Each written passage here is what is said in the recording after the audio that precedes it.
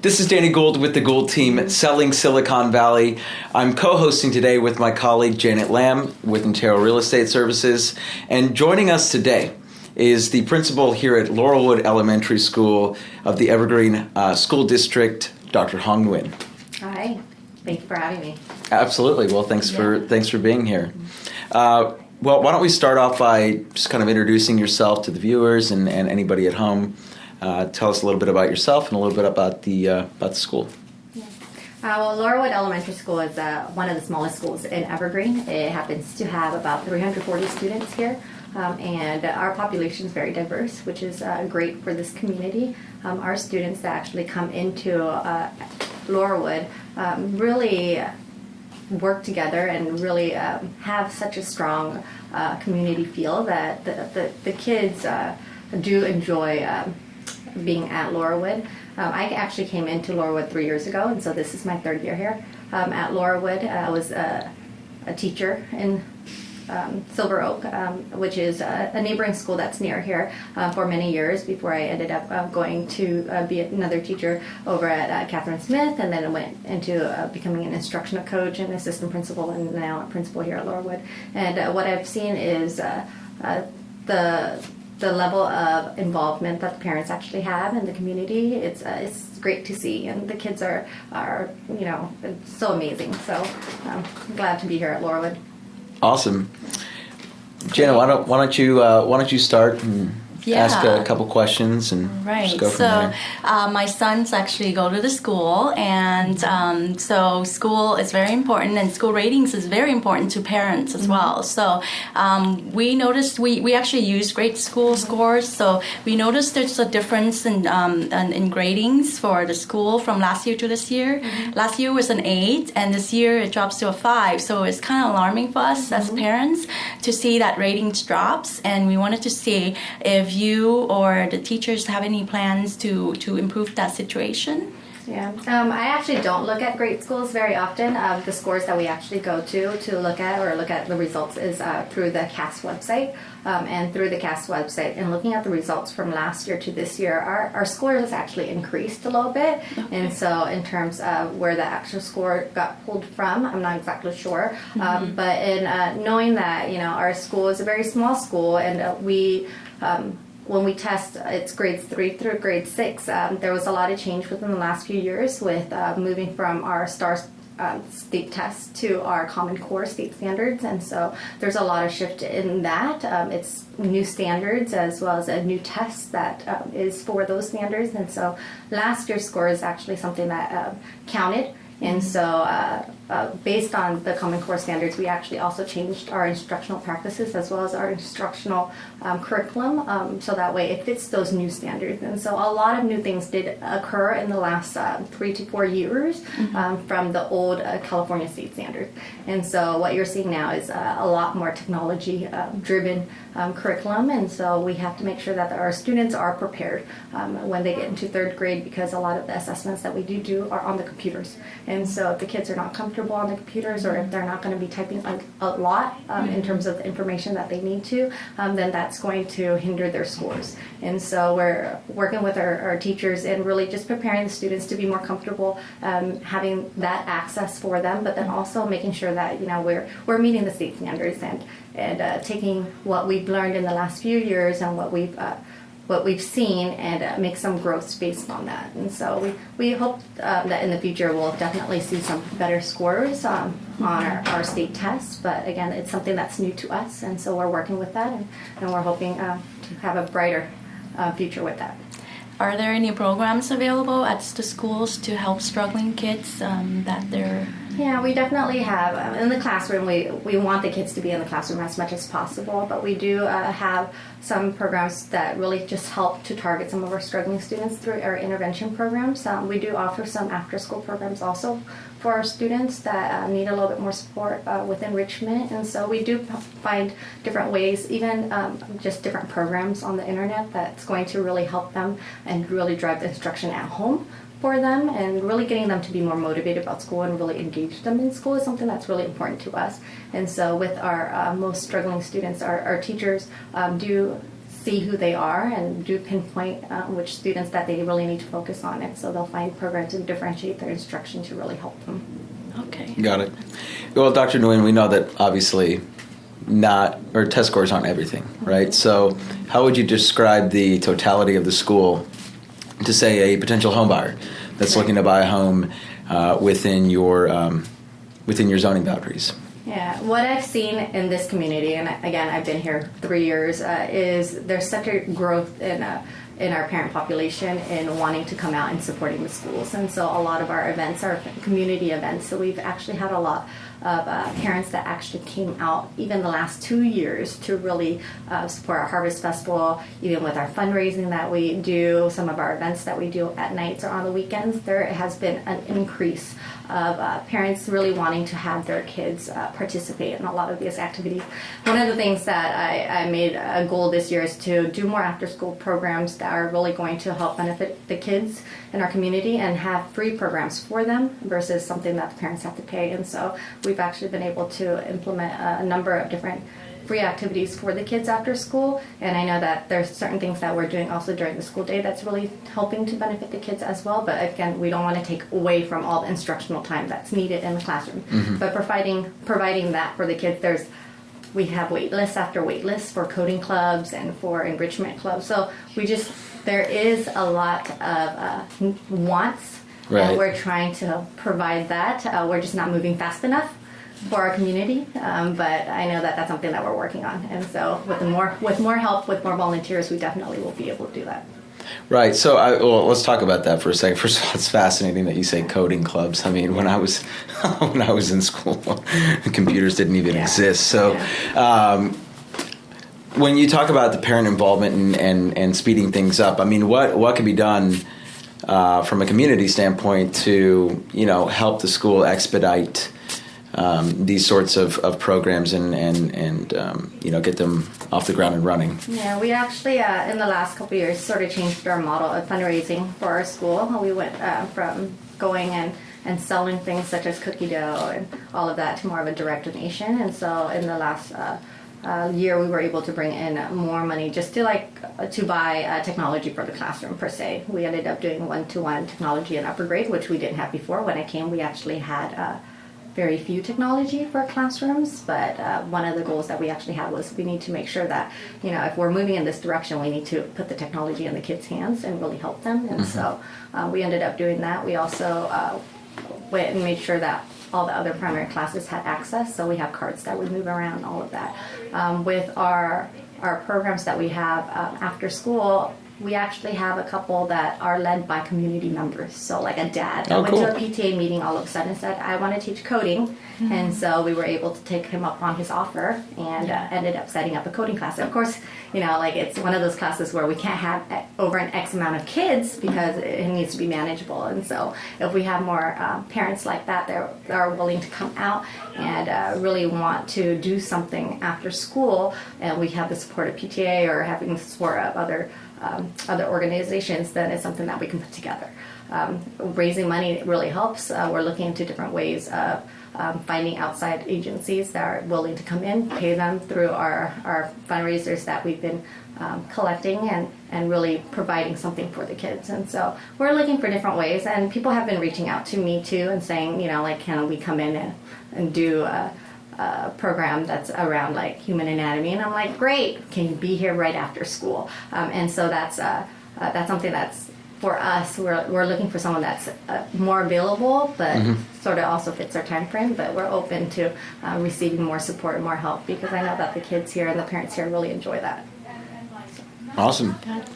Yeah, so both me and Danny's are from Integral Real Estate Services here in Silver Creek Valley, and we see a direct correlation between the school performance and level and how the house is sold and the prices as well that reflect on how the school performs. So we wanted to see if there's anything between for our office first of all, and for both of us to help the school. How can we apply that from our profession to help the school? Yeah, I mean, we definitely are a public school, and so being a public school, there's only so much that we can do in terms of outreach and marketing and all of that to attract families to come in. We definitely have parents that reach out to me and talk to me directly or meet with me if they wanted to learn a little bit more about the school or the community. But we definitely want to make sure that we put the word out there to our community about how great Laurelwood is and how great this community actually is and how close everyone is. And I think when we look for a school for our kids, we definitely want to look for a place where they can feel it being home. They feel safe when they're here. They want to make sure they're coming to school. They're having lots of friends and have a great learning environment. Our staff here has been here for many, many years, and they're a very tight group of staff members. And I see that with it being teachers being here 16 years, or even 5-10 years, they don't want to leave either. And so having a staff that's willing to do what it takes to really work with these kids and really take ownership in the learning of the kids, I think is very valuable. And with the students that actually come in, and if you were to talk to the kids, I'm sure they'll definitely say that they enjoy coming to school and they love being here. And so that's what we want our community to know. And when they're looking to buy, of course, it's very expensive in San Jose. But they need to think of some great choices on where to send their kids. And so I actually think that Laurelwood is a great place for their kids if they were to look in this area. Yeah. And you're not biased. I'm just No, hopefully not. So last time when we spoke, you said that the school having a little bit of a low attendance and you like to have more students come here too. Yeah, we actually in the last few years have been pretty stable with our numbers, around 340 students or so. I mean, our campus definitely can take a little bit more students, and so we want to see. I know that there are boundaries and all of that is set in place, and so we can't just take in any students from any particular area. So really focusing on the people that come in with kids and looking to find ways to attract those families, young families that really come in, is important too. Right. I'm curious because, when we talk about low enrollment, obviously the zoning and the boundaries are set. Mm-hmm. So where are you losing these students to? Are you losing them to private, or are you losing them to... based on our demographer, he had mentioned that, a lot of the kids that are actually leaving, it's because they grow out of the homes, and so the families are getting older. The parents are still living there. There's not families that are moving in with kids. It's getting too expensive for this particular area, and so those are reasons that we're hearing why this particular area we don't have a lot of booming families that are coming in. It's all over San Jose in terms of the declining enrollment, but we're hoping that we'll find ways to attract kids to come into our schools, and particularly our area, to look for homes. But I know that those are definitely big decisions for families. Yeah, it's interesting because I believe what I'm saying is true. Is I'm trying to figure out what you're saying is that there are certain families that there are a lot of homes in and around your boundaries that no longer have kids of age anymore, and that's going to be becoming more and more common. People are trapped in their homes now. If they aren't moving out of the area, they're going to stay in this house because they can't afford to move anywhere else, right? So it's interesting that this is seemingly one of the first schools to be hit by that, but again, I guess shouldn't be that much of a surprise given it's actually all over the neighborhood. Evergreen, yeah, totally. All over San Jose. So right. Just really looking at ways to attract this whole area for families. So what are ways that parents can bring their kids in beside living in the boundary of the school? Yeah, right now definitely we have that as a restriction for us. Living within the boundaries is something that we have to abide by. It's just part of being in Evergreen as a public school. We definitely had looked into, and we'll continue to look, and we're looking specifically at in more of an international baccalaureate program. That's something that we were really trying to explore, although our board has some really hard decisions to make, especially when it comes to funding and starting new programs. And so we'll have to make sure that we are available and willing to take on some new programs if the opportunity is there for them to allow it to happen. And so as of right now, we have motivated staff that's here for the kids, and we have a bunch of students that are eager to learn, and we just want to make sure that what we're providing for our community and for our kids is really the best that we can provide for them. Yeah. Fantastic. Janet? Perfect, thank you. And so how do you envision the school growth over the next 5 years? Yeah, our school has been very stable in the last, I would say, the 3 years that I have been here. We definitely want to make sure that we're able to see more. I did see a trend, though. In kindergarten last year, we actually had very low numbers of students in kindergarten. And so we were able to take in some overflow students just to fill up the class. This year, we actually had two full kindergarten classes when they came in. And so there's kids out there. It's just really, we want to fill up those classes so that way when they move from year to year to year, those numbers are still going to be there. Right. And so our focus really is to reach out to those young families and really fill up our classes as much as we could. Do you think some of them might also be leaving in anticipation of the middle and the high schools that are also associated with the zoning? Yeah. Or I definitely do see that with families. They're always concerned when it comes to kids that are a little bit older. If they have younger kids, older kids, of course, they're going to say, okay, well, where are we going to send our kids to middle school? What school is going to be the best school for my child? And so with public school, again, there's definitely boundaries that people have to abide by. People do look in different directions, again, depending on what they can afford and what they really want their kids to be sent to. But I think that's always a concern for parents and for families. They'll definitely always want to look for best schools for their kids. So, totally. Yeah. There's this constant debate too in Silicon Valley. Should I send my kid to public? Should I send my kid to private? I mean, what are your thoughts on that? I'm curious to. Yeah, to know. Definitely looking at difference between public and private school. Public school, you have to do what the state is telling you to do and what you're mandated to do in terms of testing and things that we're able to do. I think with public school, it's something that, maybe I'm biased about. I went through a public school and all the way from kindergarten through 12th grade. And so for me, my whole education was in public school. In private schools, I think there is definitely a little bit more leniency in a sense that, you can make that public or the private school, the way that community or the group of families really want that school to be. And so I think there's a lot of private schools that have been around for a really long time that have really good reputations for themselves. But again, for me, I'm very biased when it comes to public and private school. And I think with a public school is just as great. We have to take in all the kids. We can't pick and choose who we have. We take in all the kids and we support all our children the same. So just really... I want to put it out there for those private schools. Definitely, I think it's great for our kids too. Yeah. Do you think they have better resources than the public school?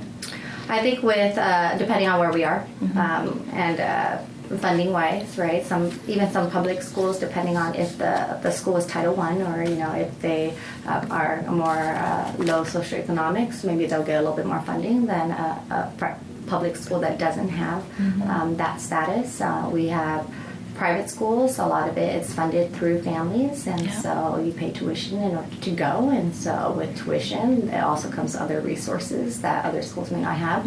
We see the same things, difference in Evergreen schools. There's definitely schools that have more resources and other schools that don't. And so it's the haves and have-nots. And I think in looking at where our funding goes, we have to make sure that we really formulate like how much we have in our resources and really work together with our community to pull what we need to support all our children. Everybody's a little different and their needs are a little bit different, and each school has different needs, and so we just really need to make sure we focus on that piece, like how can we educate these particular students at this particular school. Absolutely. And what are the biggest strengths that you felt that Laurelwood possess, or Evergreen School District in general? I think that at this school in particular, the community is very strong, and the parents definitely really look after the school, and they want the best for their kids here. And I believe that our staff here has really great intentions, and they're so close that it's really nice to see such a great community of teachers as well as staff members that want to do what's right for their kids, and then also have a community that wants to send their kids here because they love the school. So that's great. Yeah. Awesome. Well, I know that you've been around the district for quite a long time. You said 13 years? 13 years. 13 years. So, I mean, how do you see the next 5 years playing out in the district? I mean, obviously for Laurelwood, but the district overall as well. I think within our district, we definitely have to look for new innovative ways to attract our community, our parents and families into Laurelwood, as well as some of the other schools. But I definitely do see that we'll eventually have some new programs that are going to be able to do that. I know some of the schools, as well as our school, we're already looking at our standards and finding ways to really get the kids to really meet some of the profiles that we're expecting of a learner. And so our Evergreen in particular have been really working on that. And so some of the things that we want the kids to be able to leave here with is to be a learner, but also be an innovator, to be a critical thinker, to be able to collaborate, to be an advocate for themselves, and then also to make sure that they're able to do what they need to do in order to communicate their skills to others. And so we have 6 different outcomes that we want all our learners to be able to have. And so we're hoping that when the kids leave us, they'll leave us with those, but of course have really strong skill sets and able to meet all the standards that they really need. But we know that every child's different, and so we're going to be working really hard in making sure that our kids meet the needs that they need. All right, well, Dr. Nguyen, do you have any parting thoughts for us before we wrap up?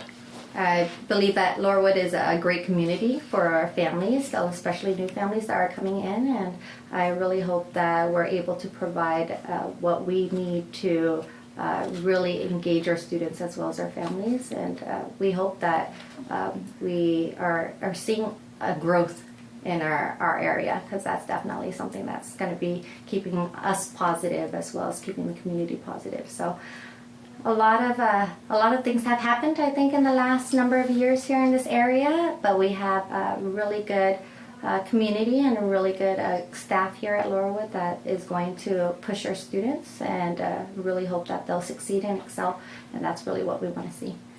And I definitely can see that you put a lot of efforts and thoughts and even your personal budgets in to get the lacks of resource that we have because of the budget cut. So I really appreciate it. As part of the parents, I'd like to thank you for doing that for us. Thank you. Yeah. So. Well, she would know better than I do, Yeah. right? She's on the front lines, right? Yeah. So I think personally, Dr. Nguyen, I think it speaks volumes of any principal that takes the time out of their day to bring value back to the community. It really it shows that you care. So thank you for joining us, and great. Thank you so much for your time. Yeah. Thank you, Danny. This is team. This is Janet Lam. There you from go. Ontario Real Estate Services. Dr. Hong Nguyen. And it's Danny Gould with the Gould team selling Silicon Valley. We'll catch you guys in the next one.